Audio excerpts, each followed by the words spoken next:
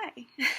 So, I didn't ever think I'd be back on YouTube, first of all, just because of what I'm going to talk about. I felt really distant and lost a lot of interest in things I used to enjoy.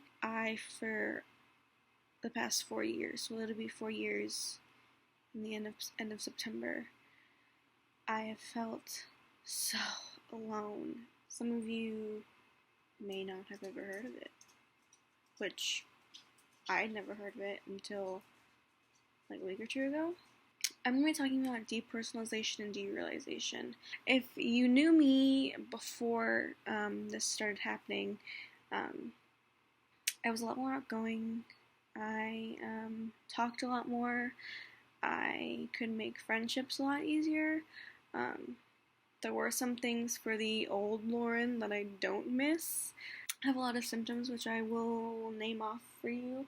I constantly feel like my head is like in the clouds, like my body's right here, but my brain is like all the way up here. Is a wall between me and reality, which makes it hard to have like feelings. A lot of the times, especially before I start to like dissociate, everything kind of seems like tunnel vision. Memory loss is a big one. I have a dream, physical, which is how a lot of people describe it. Numbness, really tingling in my body because my brain is just like it's hard for me to concentrate on things going on. I have relationships with people, friendships, family relationships. You lose your self-identity. Like I said, who I was, the old Lauren is no longer here, and even if I am cured, she's never going to be the same.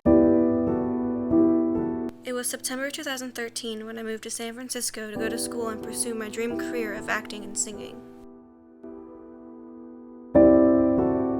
The next 6 months were the best 6 months I'd ever had. I was living the dream in an amazing city with amazing people.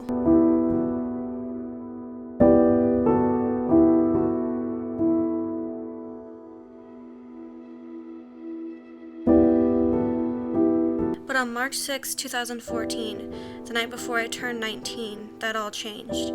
I was sexually assaulted and ended up convincing myself it didn't happen and that everything was consensual. The next 6 months were a complete blur. Subconsciously, I was struggling.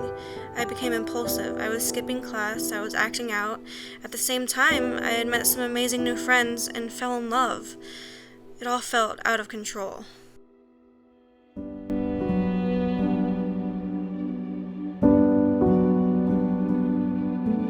September 2014. The memories came rushing back about what I had gone through. I had stopped eating and became suicidal. I knew I had to check myself into the psychiatric hospital, and after that, I had to move back home.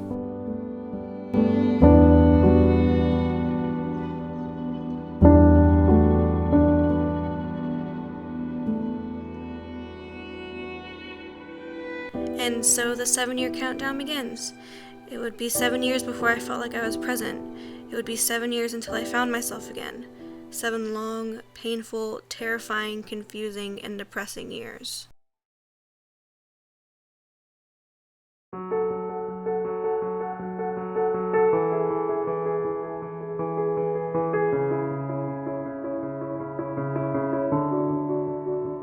In the fall of 2015, I thought going back to school in San Francisco would make me feel better and give me my life back.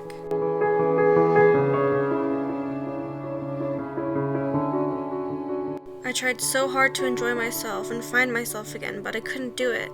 I couldn't be who I once was before the trauma.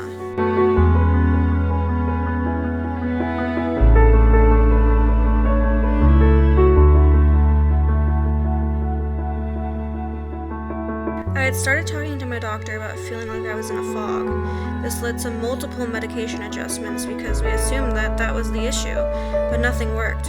I just felt empty. I felt like a shell of myself.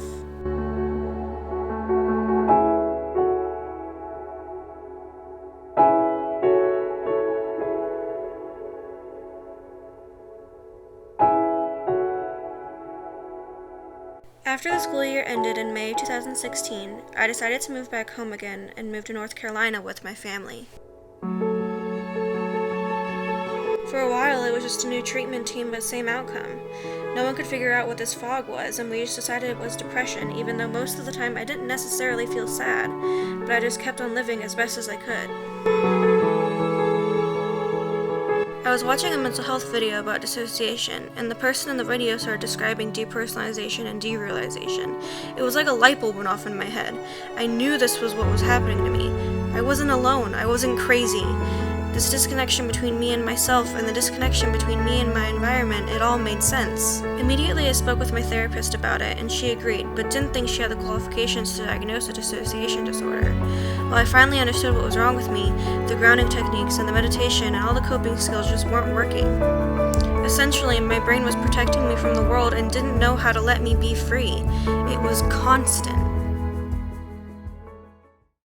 Hello. So what I think is helpful is probably talking about what next. Because I can't stay depressed. It's not fun. It's painful. I get dizzy. My eyes get blurry. I can't get off the couch. I have no motivation to do anything. It's just not fun. Hi.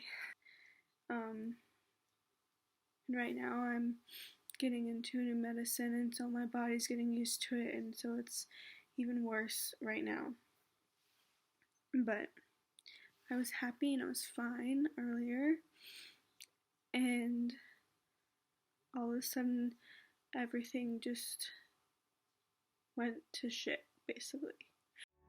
A year later, at the end of 2019, I decided it was time to get an official diagnosis. I did a psychiatric evaluation with a psychologist, and in January of 2020, almost exactly 6 years after my trauma, I got my official diagnosis written on paper: Depersonalization Derealization Disorder. So far, over the past 6 years, this dissociation just progressively got worse, and the worst part about it was the best way to try and heal from it was to stop thinking about it and live a normal life, which seemed impossible. At this point, I had given up on the thought that I'd ever be present again. I thought I had to come to terms with my diagnosis and learn to live with it. That was until June of 2021. A year prior, I had joined a trauma support group, and it was one of the best decisions I've ever made in my life, and what I consider to be one of the first steps of my official recovery from this disorder.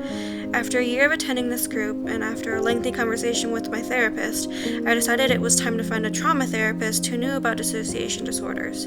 While my therapist was amazing, she agreed that she just wasn't qualified to treat me anymore. Trauma therapy was like nothing I'd experienced before. I was discovering parts of myself and learning to nurture myself. It's truly an amazing process, but I still didn't think this disorder would ever go away, and I was exhausted. I was constantly, 24/7, trying to stay alert and present and not drift off into la-la land. It took every ounce of energy in me, and then the worst thing since March 6, 2014 happened.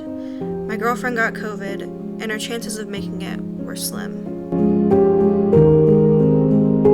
While I don't want to make her traumatic experience about me, it was one of the most terrifying things to ever happen in my life. I started grieving my girlfriend even though she wasn't even gone at that point. Something was different though. Over the past 7 years, I had learned so many ways to deal with trauma. I put everything I learned to use to get through it. Then a miracle happened. She woke up. She was breathing. She was alive. It was like I saw my entire world rebuilt in seconds. This is when something changed in me. This is when I started to feel like myself again.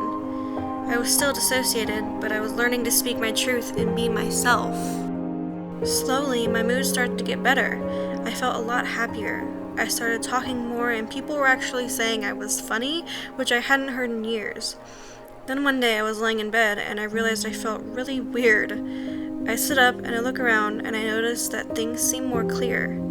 There was no more tunnel vision. I realized I was present, and the feelings I was having the days leading up to this were exactly what they should have been. Actual feelings. I was connecting with my emotions. I was here. November of 2021 was probably the best month I've had in 7 years. While I still felt slightly dissociated, it wasn't nearly as strong, and I was finally finding myself again. And it turns out I have a lot to say, and I'm actually really good at giving advice.